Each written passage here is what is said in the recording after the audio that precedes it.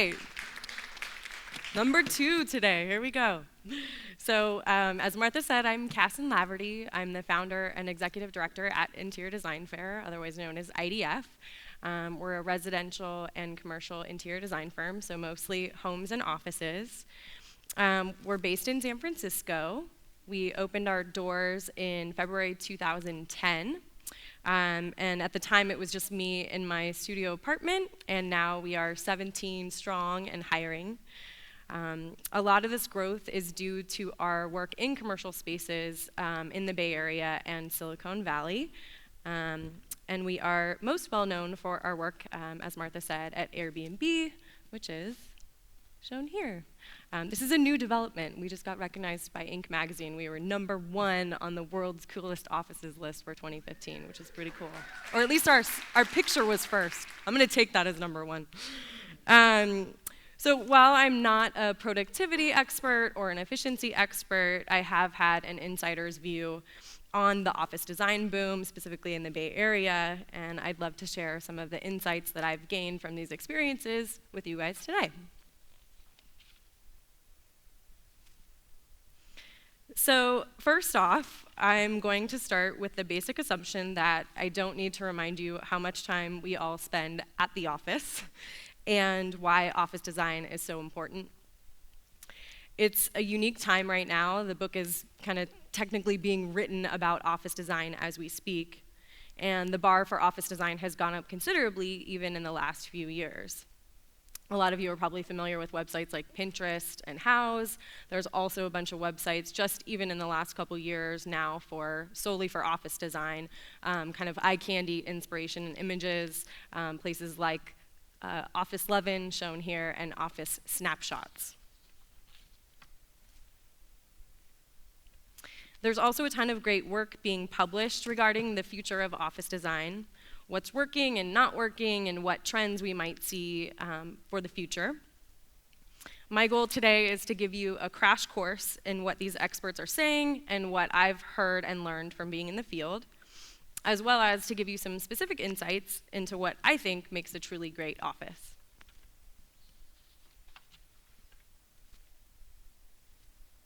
So before we start, it's interesting to just take a look at how offices evolved in the latter half of the 20th century through where we are today.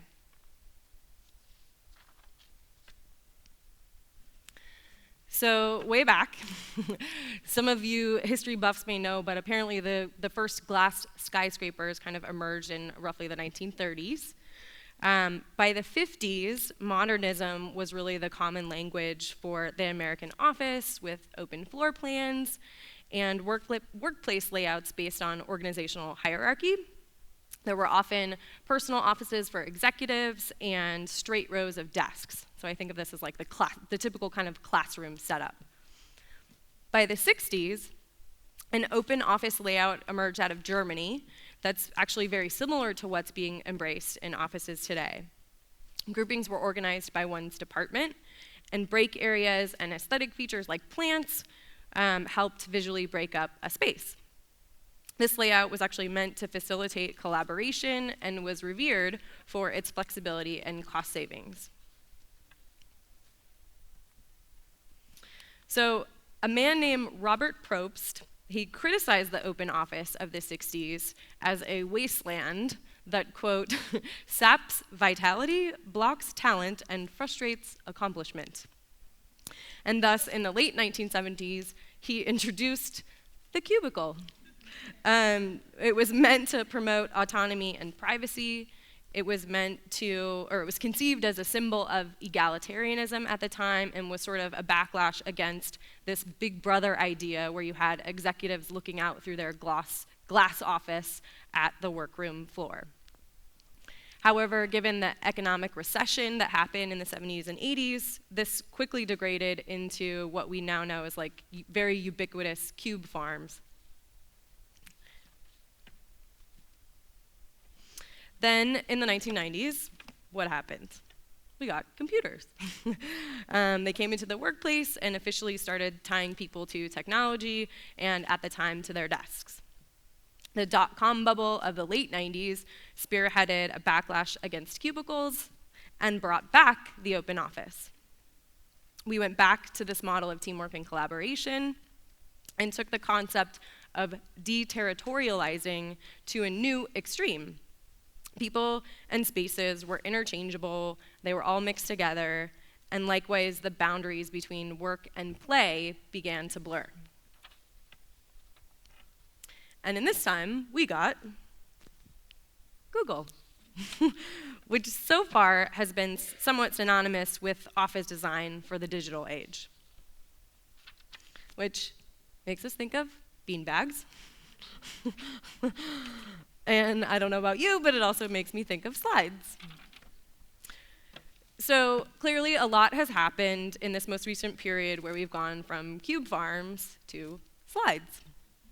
And this is crucial because the Google model, or the Apple model, or Silicon Valley, or simply tech startups in general, they have significantly changed the way that we in the developed world work every day. So let's pause for a moment on this, because it's interesting to note where our modern ideals have come from. The current model emerged from Silicon Valley, where there were a lot of tech-savvy and creative people. Businesses could spring up overnight and scale extremely fast.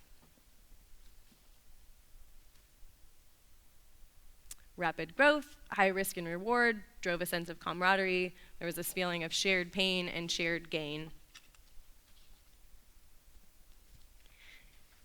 And of course, these companies valued entrepreneurship, innovation, being scrappy, and thinking outside the box.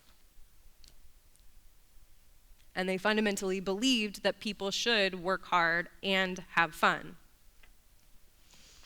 And this is interesting because this is essentially a new value system compared to what the US had known until now.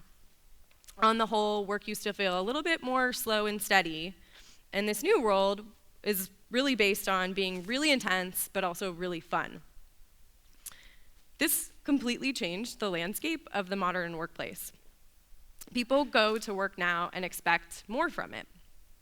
It's not somewhere you go to churn out work, kind of punch the clock, and come home. Boundaries are much more malleable. Our work and personal identities are much more interconnected. It's the idea that work is everywhere and also that life is everywhere. So, fast forward. 5 easy ways to promote fun in the office by miscellaneous blogger. Here they are.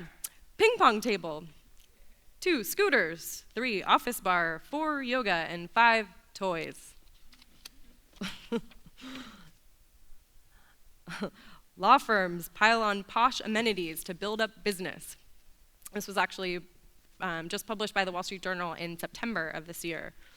New York firms are adding dining service and wine bars, and I love this part. Instead of taking your client to a fancy dinner, quote, pull out a tablecloth, grab some flatware, and sit down to eat in one of the firm's softly lit conference rooms.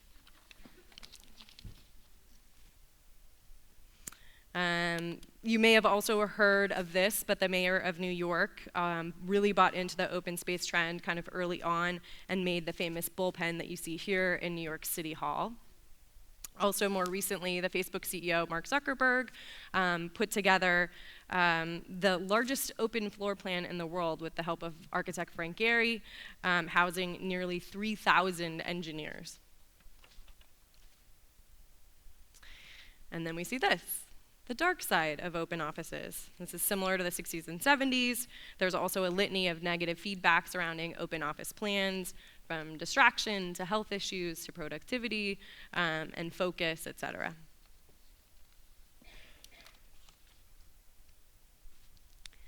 And interestingly, the value system itself is actually starting to be challenged more and more, and I suspect we'll even see more of this in the future. So, where do we go from here? The good news is that a lot of good has come from all that we've tried since the 1990s. So here they are in short order, the 10 themes that myself and others have really seen emerge, aka office design in the digital age version 2.0. Number 1, buzz. Now that many people have the option of working from anywhere, the number 1 thing that a workplace provides us, essentially what convinces us to show up at the office, is the thing we call buzz. Activity, energy, co-working feel, that sort of coffee shop vibe. Number 2, flow. Flow is about good circulation, smart and easy wayfinding, and ways to get around. It's about balancing desks with collaborative spaces, mixing public and private.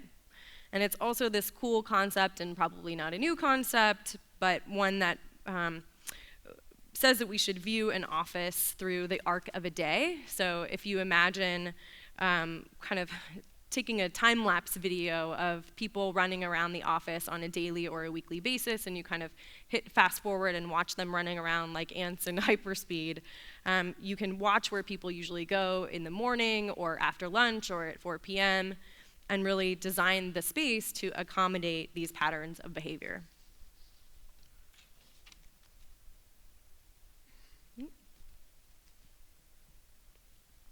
Number 3, interactive.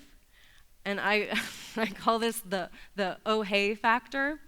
So great offices are thoughtfully designed to facilitate interaction, serendipitous meetings, engagement, and collaboration, and sort of this idea that you're walking down the hall and, oh hey, you run into someone you wouldn't normally see. It's also the idea that you have tons of tools at your fingertips, like, oh, I wish I had a whiteboard right now, and oh, hey, it's right there on the wall next to you.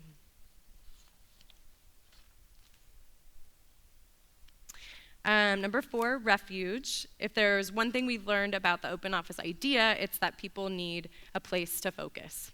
In a study of 90,000 people from 155 companies, Gensler found that individual focus was the most important factor in an employee's effectiveness in the workplace. And they also found that focus was the activity that was least effectively supported by current office design. So having spaces that are specifically designed for quiet, for alone time, things like phone booths and libraries are very important. Number 5, so clearly offices of the future need to be connected. They need to be high tech. They should have a plug and play aspect where you can really plug in your laptop or your phone and recharge and work from anywhere. They need the capability for virtual meetings, cloud computing, connecting with prospective like job candidates or team members or full teams or full offices. Also, some companies even need more of a live-work aspect, and this probably applies mostly to companies that have engineers or are kind of project or launch-based, but they will often sequester themselves, like take over an entire meeting room or set of meeting rooms and move their entire operation into one space, and they need to subsist there for days at a time.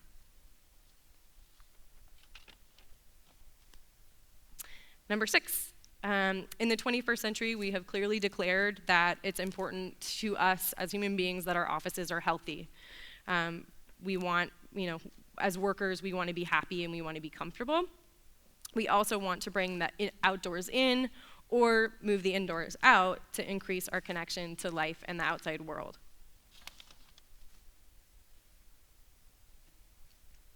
Number 7, fun. Fun might mean amenities, like free lunch or ping pong tables, but it's also just the sense that we expect more from our workplace. Whether you're a law firm or a bank or a food delivery service, offices should be more design forward, more welcoming, and more playful, or at least just less stuffy. Number 8, communal. Communal might be within your own office community. It might be your local neighborhood, or it might be more global. But ultimately, it's this idea that there's a blurring of boundaries. It's saying that companies value integration, that they appreciate the sharing economy, they value education, and a more humanistic approach. Number 9, flexible. And great offices get really, really creative with this. Things are portable, interchangeable, modular, multi-purpose. Furniture and spaces can be one thing to one group at one time and then completely transformed by another group for an entirely different purpose. Even desks or workstations can work like a hotel so that employees can reserve and share space as needed. And finally, number 10, I love this concept that an office is always evolving. You fellow designers know this to be true, that in the kind of the practical realm of the real world, a great design is never really done. We hope to give our clients spaces that are constantly evolving as their company grows, and the designer's role is really more to be a facilitator and catalyst of other good work. All right, so great. You guys got it so far? We're rolling? All right, so buzz, flow, interactive, refuge, connected, healthy, fun, communal, flexible, evolving. Check. All right. So here is Joe Designer. He's going about his day, being very creative. And the phone rings. I love this. Hi, I'm the office manager of Company X. We need your help with our office design. We want it to look like Sightglass Coffee. We have 30 people, but should be at 120 by the end of the year. I just started my job 2 months ago. Our lease is only 18 months, but we'll probably grow out of it before then. We have a logo, but we're actually in the middle of changing it. Our CEO is incredibly busy, so I'll be handling everything for him. But just FYI, he has really strong opinions on the office design. Can you tell me how much it's gonna cost? Oh, and we're moving in 2 weeks. So you guys can probably relate to this one. No joke, I get this call at least a few times a month. So I feel personally that the real question is, how do you make an office amazing that incorporates all the elements we know to be important without the space feeling cookie cutter or contrived? So the intangibles. My business advisor likes to call this the special sauce. The best office designs are by companies who have a really good sense of who they are, what makes them different, and what mark they want to make on the world. Everything else is just vanilla. But how do you get there when all your client tells you is, I love Sightglass Coffee, which you guys should totally look up because it's a really cool place. So at Interior Design Fair, we end up asking them these questions. Number one, who works here and what do you guys do? What age range are the employees? Are they male or female? Do they wear suits or jeans to work? Are they introverts or extroverts? Are they quiet or loud? Does all of this vary by team or by department? And then make sure you're designing directly to these folks as part of the office design. Number two, why do people choose to work here? Do they work here for the prestige? Because they're surrounded by the smartest people, because they want to bounce ideas off others and work collaboratively? Is the founder a passionate leader? Are there incredible training or education opportunities? Do they have the chance to travel? Is the company known for diversity, et cetera, et cetera? This is a great question to think about, and then make sure that you're playing up these strengths as part of the design. Number three, what makes you different from your competitors? For example, are you a budget brand or a luxury brand? Do you have a one-size-fits-all or a personalized approach? Are you technically superior, or do you have impeccable service? And ultimately, the things you put in your office, seems obvious, but the things you put in your office should match the key tenets of your brand. And for those of you who don't know, that's the Uber office and the Lyft office. Do you guys have those apps here? Yep, guessing you do. All right, so number 4, what are your company's personality traits? This is another way of getting at your office culture, or said by a great culture speaker and scholar, Damien Madre, Culture you can think of as a company's collective identity. So are you, as a company, friendly or provocative, fun or serious, approachable or edgy, ego-driven or humble, laid back or intense? Your interior space ultimately should match this vibe. Number 5, what do you do to celebrate achievements? And this is one that a lot of companies don't think about, but it picks up on a lot of things about your culture, about your values, and even practical considerations regarding what you might need in your space. So, do you have special traditions regarding onboarding and offboarding? Do you post sales statistics? Do you have a sales gong or bell of some sort? Do you have physical or symbolic awards for employees? Do you have an employee wall of some sort? How do you celebrate birthdays and anniversaries and other important individual and company milestones? It's important to share these wins as a company, as it's a huge part of your identity, your passion, and the day-to-day experience of the people who work with you. Number 6, what is your team most proud of? So, said another way, what do you want the world to know about you? For example, there's a company called Zoosk. Does anyone know Zoosk? It's not pictured here, but it's an online dating site. And they have over 35 million members. It's the #1 dating site out there. They're available in over 80 countries and translated into 25 languages, and they have over 5 million messages sent daily. So really think about how you'd like to communicate these wins through your office design. And finally, number 7, what mark do you want to make on the world? For example, our client 23andMe in Mountain View provides an in-home kit that will help map a customer's DNA.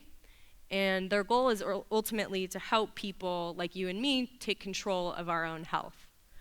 Maybe some of you want to promote small business in Oregon, or you have a much more ambitious goal like Facebook or Google, and you want to increase access to the internet around the world. But ultimately, it's more about your product or your service or your mission. It's about your impact and your legacy. So in other words, get a really good sense of people, motivation, brand, culture, passion, pride, and impact. And then do your best to integrate this into the everyday at work.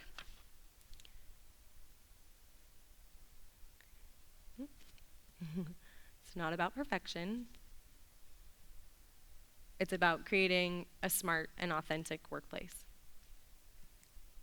With or without a slide. That's it.